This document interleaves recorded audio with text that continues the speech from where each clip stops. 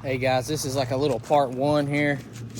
I've got an 88. I'm gonna keep this one real short because I'm about to go to the beach in about 9 days, and I got some other stuff I gotta work on. But before I go, so it's a little short video. I did a little short on it, but this is an 88 short bed GMC Sierra SLX. It's got a blown up 350 in it supposedly. It's got one rough looking cylinder. I did put some Marvel Mystery Oil down in it. I just want to see if I can get it broke free. Just to see if I can get it to run. I'm not really worried about it because I've got a 6 liter and a 4L80 or a 6 liter and turbo 400 that I don't know which one I'm going to do. But it's kind of like a little cheap, part one of the cheap truck challenge. I'm just going to take you a little walk around and I make an actual video instead of a short. I picked this thing up in Blowing Rock for $700. They had it posted for $1,500 as a long bed. I hit them up. She put me in contact with her parents. Her dad's name's Carl. Really nice people. Lived up in Boone, North Carolina. Very, very nice, older folks. And this thing's been parked for 12 years. He's had it since like 2008. Apparently it was really nice. All the clear is gone off the truck. But it has zero rust. It's a GMC. It's kind of got like the work truck front grille and the small mirrors, but it reminds me of a 90s sport truck. So I really was wanting an OBS. My buddy's got one, and he's doing a kind of like a LS3, and I really want to go on Sick Week or Power Tour or something, so I think I'm gonna build this thing. It's a blue metallic. It matches my Malibu. It looks like shit, but it's not rusty. There's no dents. It's a really straight truck. It's just been sitting in the sun on a farm for the last 12 years. Apparently the 350 is locked up, like I said. So it's already got the 454 sport wheels on it. I just like that grill. It kind of reminds me of like an Oldsmobile Bravada or like the Cyclone or the Typhoon or something. It screams sport truck from the 90s. So that's kind of what I'm going for. I'm going to slam it 4.6 or a 5.7. I'll put it on some decent wheels. Either this 6 liter with a Holley, I got a Holley 750. 6 liter with a Holley 750, just go carbureted just to make it easy because the Terminators are expensive right now. Or I might just do the 6 liter with a VS Racing Turbo, like a 78, 75 or something. I don't know if I'm going to go overdrive or if I'm going to go with the 400. I got a couple little different options. I got a 6 liter on the stand. I paid $700 for this truck. So, I mean, it's cheap. I mean, this is going to be like a cheap truck challenge type of deal that everybody's doing right now. Tom Bailey and Cletus and James Tall and all them are doing cheap car challenges. That's kind of what I'm doing. I want to be in this thing for $5,000, running and driving, lowered. I don't know if I'm gonna keep the sport wheels or if I'm gonna put wheels on it. If I do wheels, I'll probably be in it for about $6,000, but I really want to be in it for like $5,000 and be actually driving it down the road, and then kind of upgrade it from there. Give you a little walk around. I mean, this thing is straight. It looks terrible just because it's so dirty, but I mean, if you really look at the rockers, all dirt, mud, grass, no rust.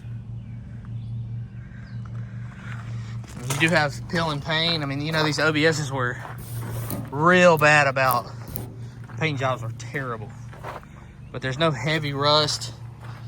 There's a lot of flash rusting in the bed. But I mean, the bed sides are straight. There's no crazy dents. I mean, it's a really straight truck. And the fact that it's a GMC Sierra, the SLX, and not a Chevy is kind of cool. Just looks more like a sport truck. It sucks all the clear is gone. But as you can see, there's barely any rust. Like, there's one spot of rust right here in the cab corner. The rest of this thing is straight, no dents. I mean, it's hard to get a better body than that at this point. This is the 88, so it's a first year. It's a short bed. I'm just gonna leave it looking all patinaed up for right now. I eventually may paint it. My wife's uncle is a painter and he does this paint class in Shelby, North Carolina. Thad Cook. So if I can get in the paint class and have this thing running before that, I may go ahead and just go ahead and do the paint job. We'll see. I'm gonna try to get this 350 running as well. It's supposed to be locked up, but I don't know. I hadn't really had a chance to dig into it. It's gonna be a few weeks. I haven't done anything to it but wipe down these door panels.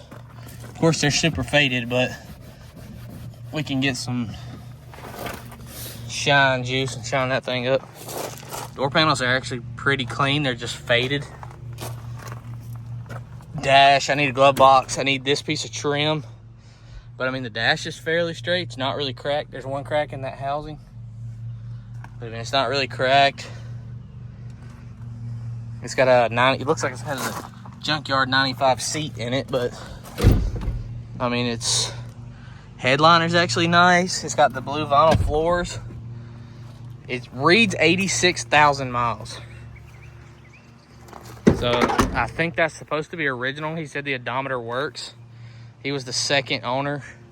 I've got the books with this truck that said that the original owner bought it with 57 miles on it, and he bought it from the original owner. So I don't know. I mean, we'll see. It looks like the truck's been repainted, but I think every OBS in existence almost has been repainted at this point because they just had bad paint problems. But it's dirty. It's disgusting. We got to get it cleaned up. I just don't have time to mess with it because I have to finish this in about 9 days before I leave for the beach to get it off, to get the turbo kit done. But all I've done is just wipe that a little bit with a rag, wipe the door panels off. Needs an armrest. This piece is all jacked up, which you can get. There's one crack right there. The rest of the dash is.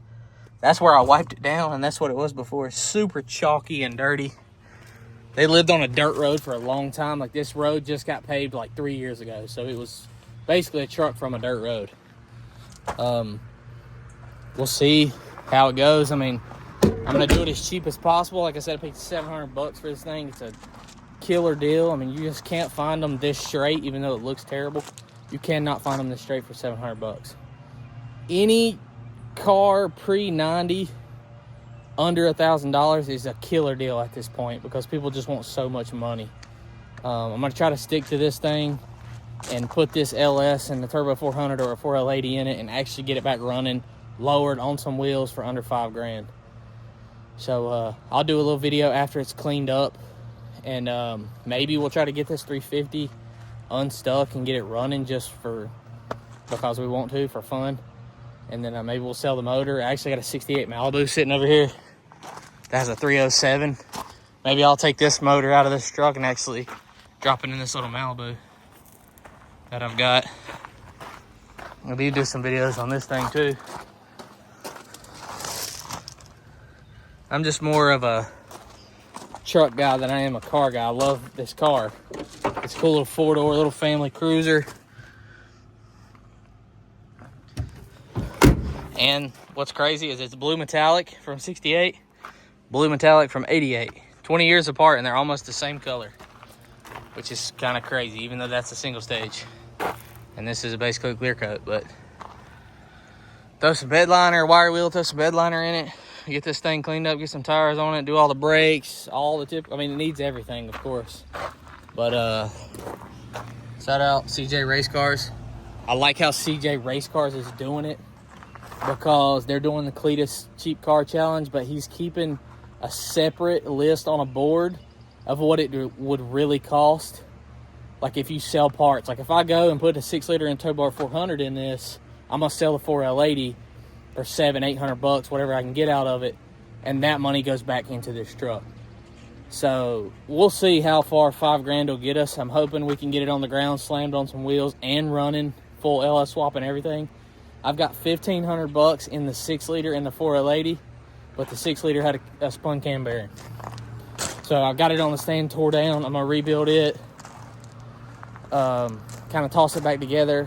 Maybe just throw a carburetor on this thing just to keep it cheap for now, and then do a turbo and stuff later. I don't know what all I'm gonna do. Depends on what kind of parts I can end up with, what kind of budget we have in the future. But I guess we'll see. We'll see how it's gonna go. And if you want to check it out and see this 88 short bed, hopefully on the street again, maybe on Power Tour or Sick Week or something. I want to do something with it.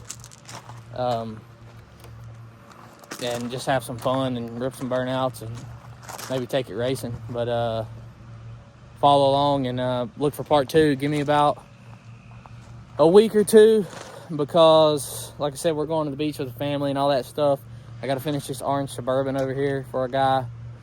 And then hopefully when we get back, I'm really going to dive into this thing, see if we can get the 350 running.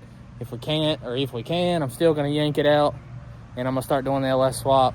And I'm going to show you the cheapest way to upgrade fuel pump and maybe lines, and show you how to get cheap parts and hustle and sell stuff. And try to do it the cheapest way you can. You know, go buy 2 parts and sell one to pay for the other, if that makes sense. So that's the way you got to do it this day and age to pay for this type of project truck and stuff. You have to buy and sell and hustle and flip stuff as you go, just to be able to build one of these things, because building stuff now is so expensive. I mean, it's crazy. And most of these trucks now for LS swaps, all bolt-on stuff. I mean, it's really hard to take your stuff to a shop and let somebody else do it, because the labor rates are crazy. I've been working on cars pretty much my whole life. I've done a few LS swaps. I've done some turbo stuff. We'll see how it goes. But follow along and check this thing out, and I'll show you some stuff as we go along to try to get your stuff LS swapped nice but cheap at the same time. I mean, I'm trying to do it on a budget, but also I don't want it to be like shit. I don't want it to catch on fire. Like, I see some stuff that's just crazy wiring harness, junky stuff. Like, you can do it nice yourself and still save money. So follow along and we'll see how this thing goes. There it is.